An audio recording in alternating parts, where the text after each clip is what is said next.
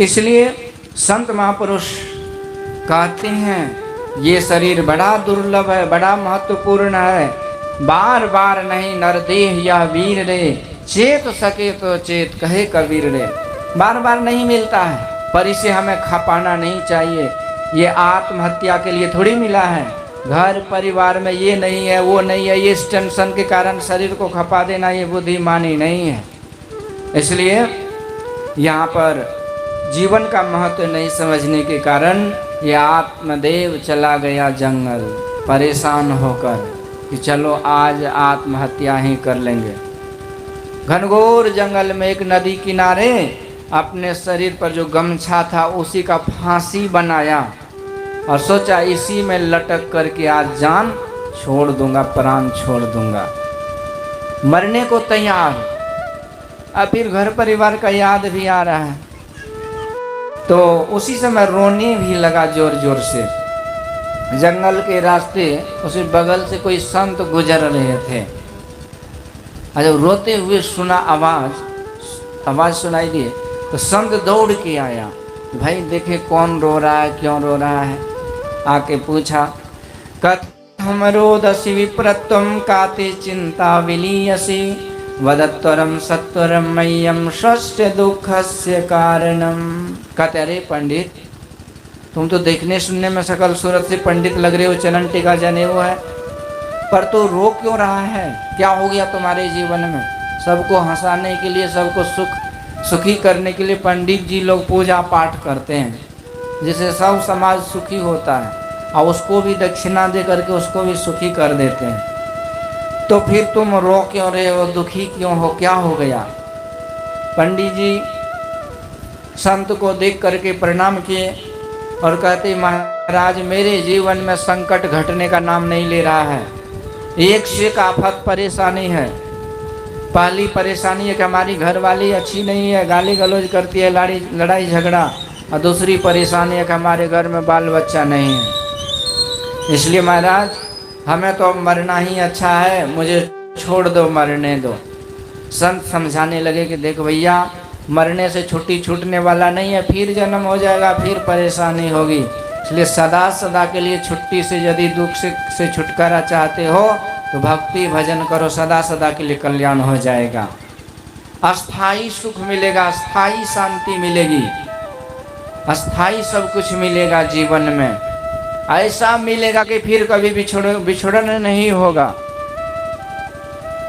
इसलिए इस झंझट से अलग हो जाओ।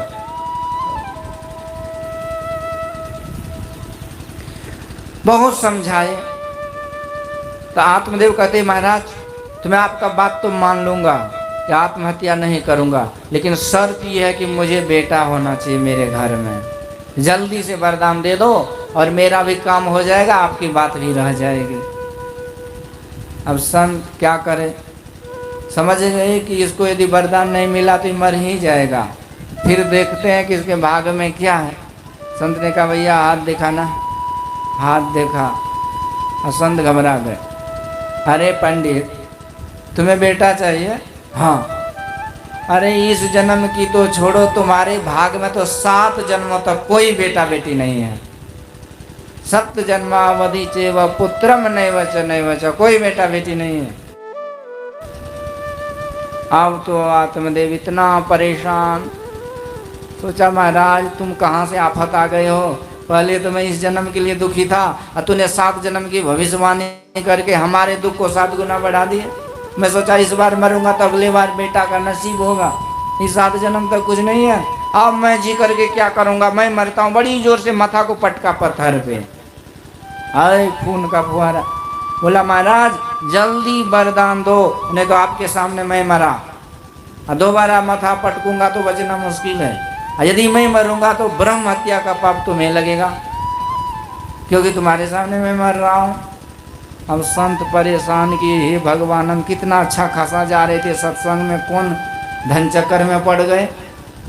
यदि ये मरा तो पाप तो हम ही को लगेगा, क्योंकि संत महापुरुष आते मारने के लिए थोड़ी, उतारने के लिए आते हैं, उबारने के लिए आते हैं, भव पार करने के लिए आते हैं। यही संतों का काम है।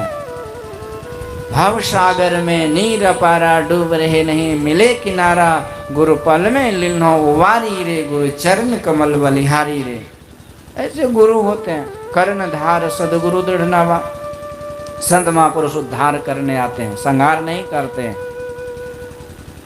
पर वही संत कभी कभी संहार भी करते हैं जब जरूरत पड़ता है। तो गुरु गोविंद सिंह जी महाराज संत भी थे, उपदेश ज्ञान देकर के उद्धार भी करते थे।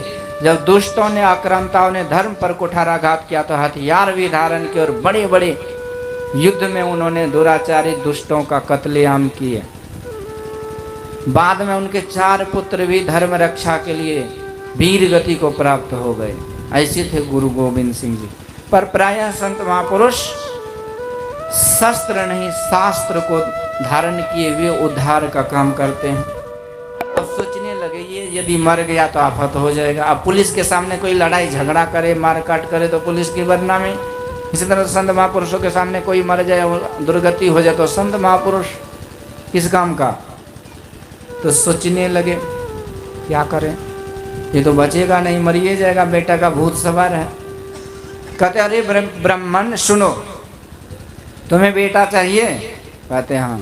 और कुछ नहीं? कुछ नहीं। नहीं तो मैं मर जाऊंगा। संत विचार किए, प्रभु का ध्यान किए और अपने झोली से एक फल लेकर के उसको दे दिए। कहते ब्राह्मण ये भगवान का प्रसाद समझो और जाकर के तू घर वाली को खिला देना, और यदि उस प्रभु की कृपा हुई तो तुम्हारे घर भी बच्चे की किलकारियां होगी। यों कह के संत वहां से चलते बने। आत्मदेव को तो खुशी का ठिकाना नहीं, फल लिए और दौड़े दौड़े हंसी खुशी जंगल से आत्महत्या का प्रोग्राम कैंसिल करके हंसते खेलते दौड़े दौड़े अपने घर को आ गए। आते आते यहाँ घर वाली जो थी उनको फल दिए कि लो जी, ए देखो फल। घर वाली तो पहले से वैसे थी, बोली भाषा। तो बोलती है कि मैं फल नहीं देखी हूँ, क्या तो फल दिखा रहे हो? आत्मदेव कहते देवी ऐसे वैसे फल नहीं है, संतों का फल है ज्ञान, अमृत फल है ये। इसको खा लो, हमारा दिन बदल जाएगा, अच्छा दिन आ जाएगा, अच्छे दिन आ जाएंगे।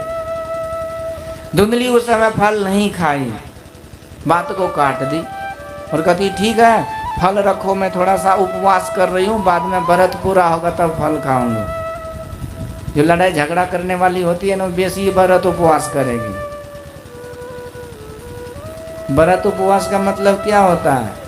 हृदय हमको शुद्ध करना चाहिए, बोली भाषा पर कंट्रोल होना चाहिए। सबसे बड़ा व्रत वही है कि मीठ मछली नहीं खाना, झूठ नहीं बोलना, चोरी नहीं करना, नशा नहीं करना, हिंसा नहीं करना। इससे बड़ा कोई दुनिया में व्रत नहीं है। इसी को सत व्रत कहते हैं। ये सब व्रत नहीं करेंगे, एकादशी जरूर कर लेंगे, लेकिन इसके बाद सीताराम राधे श्याम मुर्गा मछली सुबह शाम, व्रत का कोई फायदा नहीं होने का। पर व्रत में बहुत फायदा है जब उसको जान करके समझ करके कीजिए। व्रत में होता क्या है कि देखिए उपवास करते हैं ना, तो 7 दिन तो हम लोग कितना खाते हैं, क्या खाते हैं कोई पता है? नमक है ही है सब्जी में, फिर भी 4 चम्मच ढाल मिला लेते हैं उसको। नूनगर होना चाहिए, मिर्चाई होना चाहिए, मसाला होना चाहिए, तेल होना चाहिए, तेल में छका हुआ होना चाहिए। तो तेल मिर्च मसाला जो 7 दिन तक गर्दा गुल करते हैं ना, तो जब एक दिन 7 दिन में 15 दिन में एक दिन एकादशी होता है, उस दिन जब हम उपवास रह जाते हैं तो 7 दिन जो आलतू फालतू खाए ना, तो उससे राहत मिल जाता है, पाचन क्रिया ठीक रहता है, नमक का मात्रा, चीनी का मात्रा जो शरीर में अधिक हो गया वो लेवल में आ जाता है। तो शरीर के दृष्टि से, स्वास्थ्य के दृष्टि से ठीक। और उस दिन पेट खाली रहता है या फल फूल पेट में रहता है तो दिमाग भी ठंडा रहता है, क्योंकि जैसा खाए अन्न वैसा होवे मन। तो बीपी हाई बीपी जो है ना नॉर्मल हो जाता है। तो संत महापुरुष से बड़ा कोई वैज्ञानिक नहीं है, उन्होंने आपके कल्याण के लिए ही एकादशी द्वादशी किया, लेकिन इसको सही से करें तब। उस दिन व्रत में जप ध्यान करना चाहिए, उस चौक चौराहा पर शहर बाजार नहीं घूमना चाहिए। कितना आदमी व्रत में क्या करते हैं, वो साबुदाना खाते हैं, वो अशुद्ध चीज़ है, उसको नहीं खाना चाहिए। व्रत में कितने माता बहन को देखिएगा खाते तो कुछ नहीं है, लेकिन 2-4 बार चाय जरूर पी लेते हैं। तो चाय पियेंगे तो व्रत भंग हो जाएगा, खैनी बीड़ी तम्बाकू खाएंगे तो व्रत पूरा नहीं हुआ। व्रत का मतलब ही है खाना हो तो पीना हो तो जल और खाना हो तो फल, वो भी फल पूजा करके प्रसाद में जो बचा है वो फल, ही नहीं कि बस भर थारी एकदम चढ़ा ली, वो नहीं हुआ। इस तरह का व्रत लाभ करता है। ये धुंधली जो थी व्रत करती थी पर दिखावा ज़्यादा करती थी, फल नहीं खाई, संतों का फल खा नहीं रही, व्रत में कौन फल खाएंगे वो। आगे पड़ोसी ने एक दिन उसकी आई, धुंधली को परेशान देखी, पूछती है कारण। धुंधली कहती क्या बताओ, हमारे घर वाले ने वो ला करके कहीं से फल दिया और कहते खाओ तो बच्चा होगा। फल खाने से बच्चा पुत्र होता है क्या, फल फूल से? पड़ोसी ने कहती है वो तो होता नहीं, लेकिन ये फल आया कहाँ से ये तो बताओ। तो धुंधली कहती हमारे पति को किसी संत ने दिया। तो पड़ोसी जानती थी सत्संग की महिमा, क्यों खिगिरनी प्रसाद खाई तो राजकुमारी हो गई, राजकुमारी होकर के संतों के ज्ञान प्रसाद को खाई तो माँ सबरी हो गई।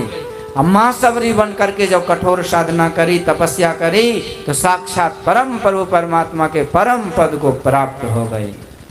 ये लाभ क्या है? सत्संग के फल से, प्रसाद से। इसलिए जो कितना अघोरी हो, नास्तिक हो, कुछ भी कर रहे, लेकिन कभी कभी सत्संग में भाग लेना चाहिए। क्या पता कि सत्संग की दो बात आपके जीवन को ही बदल दे, जीवन में बदलाव आ जाए। इसलिए ये नहीं कि हम कभी किए नहीं है, एक दिन जाएंगे तो क्या होगा। अरे दवाई एक बूंद ही, एक ही खुराकी में 6-6 महीना तक शरीर में काम करता है हेम्योपैथ का। एक घड़ी आधो घड़ी, आधो में पुण्याद, तुलसी संगत साधु की हरे कोटि अपराध। एक क्षण का भी सत्संग जीवन में विलक्षण परिवर्तन ला देता है। पड़ोसी जानती थी, कहती देखो धुंधली, संतों का प्रसाद है, इसको साधारण मत समझो, इसलिए इसको खा ही लो, तर्क वितर्क मत करो। पर धुंधली तो धुंधली थी, कहती बहन तो ये फल खाने से फायदा होगा क्या? पड़ोसी ने कहते और क्या, जरूर होगा, इतना फायदा होगा जितना कभी नहीं हुआ। तो धुंधली कहते अच्छा बता कि मैंने सुना कि सुखदेव जी महाराज माँ के पेट में 12 साल रह गए थे, सही बात है? सुखदेव जी महाराज माँ के पेट में 12 साल, जबकि बच्चा 10 महीना रहता है, 9 महीना। अब पड़ोसी ने कहती हाँ सुखदेव जी तो रह गए थे। अब धुंधली और परेशान, हे भगवान मेरा बचवा मेरे पेट में यदि 2-4 साल अटक गया तो मैं ढोते ढोते मर जाऊंगी, इसलिए मैं फल नहीं खाऊंगी। अभी तर्क वितर्क ऐसे करने लगी कि पड़ोसी ने भी तंग होकर के चली गई। संत फल क्या समझते हैं? यही है दीक्षा मंत्र। दुनिया में सब कुछ कर लेंगे, लेकिन जब बोलिए ना दीक्षा ले लो तो इतना तर्क वितर्क करते हैं कि लगता है कि पहाड़ उल्टाने जा रहे हैं। अरे बढ़िया काम है, इसमें कौन चीज सोचना है। पर संत महापुरुष कहते हैं कि सर्व विद्या मुखे मुखे उच्छिष्टम सर्व शास्त्रानि सर्व विद्या मुखे मुखे नोच्छिष्टम ब्राह्मणो ज्ञानम व्यक्तम चेतनामयम। कहते दुनिया में सब कुछ झूठे हो जाएंगे, पर संत महापुरुषों का ज्ञान त्रिकाल सत्य है, न कभी झूठ था, न है, न होगा, बिल्कुल सत्य है। इसलिए कल्याण के लिए हम लोगों को संत महापुरुषों के अमर ज्ञान को लेने में सोचना नहीं चाहिए, दीक्षा तो ले ही लेना चाहिए। तर्क वितर्क से कुछ नहीं होगा। ऐसा समय नहीं मिलता है जब सच्चे संत महापुरुष और सच्ची सदयुक्ति हमें उपलब्ध हो। ये कई शताब्दी के बाद ऐसा समय मिलता। देखिए संत कितने हुए, अनगिनत संत हुए कि नहीं? सबों ने एक ही बात बोली, पर सब संतों का एक ही मत है।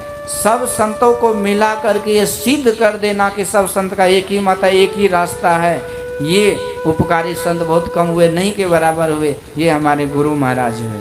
इसलिए संत में शिरोमणि है गुरु महाराज। सब संत वहीं गए, वहीं किए, लेकिन सब संत की वाणी को एकत्रित करके और ये दुनिया को दिखाना कि भाई ये सब संतों का एक ही मत है, ये बहुत बड़ी बात है। ये गुरु महाराज ने उपकार किए। तो इसलिए ऐसे संत बार बार नहीं मिलते हैं ज्ञान, इसीलिए इस समय भी जल्दी नहीं होता। इसलिए दीक्षा हम लोग को लेना चाहिए, वैष्णव हो जाना चाहिए। वैष्णव होने में आजकल क्या है, मीट मछली को फैशन बना दिए। जो नहीं खाते हैं ना, तो पड़ोसी जो खाने वाले हैं वो बोलते हैं देखो पैसा का कितना मोह है कि खाते नहीं है। देखो मैं, हमारा पूरा परिवार हजार हजार रुपए किलो मटन खरीद के लाते हैं, खाते हैं। ये फैशन नहीं है, ये बड़े महंगा सौदा है, ये बहुत महंगा पड़ेगा। संत लोग कहते हैं कहता हूँ कहीं जात हूँ, कहो जो मान हमार, अजा का गर तुम काटियो सो फिर काटे तुहार। गर्दन कटाना पड़ेगा, गर्दन के बदले में खून के बदले में खून देना पड़ेगा, मांस के बदले में मांस देना पड़ेगा। अभी तो 500 या 1000 रुपए किलो खरीद के लाते हैं। अपने शरीर का गुद्दा मांस दे सकते हैं 10,000 में भी, 50,000 में, 5 करोड़ में नहीं दीजिएगा ना, पर वो भी लेगा चुन चुन करके हिसाब। आगे समझ पड़ेगा भाई। यहाँ आहार उदर भर खाई, बहुविधि मांस बढ़ाई। जीव जंत रस मार खाता है, तनिक दर्द नहीं आई। अब पग पग पर जब काटा चुभिए यह फल आ गया है। जो मछली खाते हैं उसे पिल्लू बनना पड़ता है, पिल्लू बनना पड़ेगा। शरीर में जो घाव रहता है ना, घाव घोस, उसी में खदबद करना पड़ेगा, तब कहाँ दुर्गति होगी, क्या दुर्गति होगी। एक बार भगवान कृष्ण के साथ अर्जुन भ्रमण कर रहे थे। अर्जुन भी भगवान के साथ थे, भ्रमण हो रहा था यमुना किनारे। एक मछुआ मछली मार रहा था। अर्जुन ने पूछा कि सरकार ये मछुआ से मछली कैसे बदला लेगी, अगले जन्म में हमको बतलाइए। भगवान तो बात बहला दिए, उस समय बताए नहीं। बहुत समय बीता, उसी रास्ते से एक दिन अर्जुन के साथ भगवान भ्रमण कर रहे थे, तो देखा एक दलदल में एक हाथी पड़ा हुआ है, अच्छी गाड़ रहा है। हाथी के सारे शरीर में पिल्लू लगभग कर रहा है। अर्जुन देखा ना तो रूह कांप गया अर्जुन का। भगवान से कहते सरकार आप यदि कृपा कर दो ना तो ये हाथी का उद्धार हो जाएगा, बेचारा बहुत परेशानी में तड़प रहा है। तो भगवान मुस्कुराते हुए कहते अर्जुन बहुत साल पहले तूने एक प्रश्न किया था एक मछुआ को देखकर, तो सुन अर्जुन, कर्म प्रधान विश्व करी राखा, जो जस करे सो तस फल चाखा। जो जैसा करता है उसे वैसा फल मिलता है। वही मछुआ जो हजारों मछली को मारा था, आज का दिन देखो कि वो मर करके हाथी बना है मछुआ।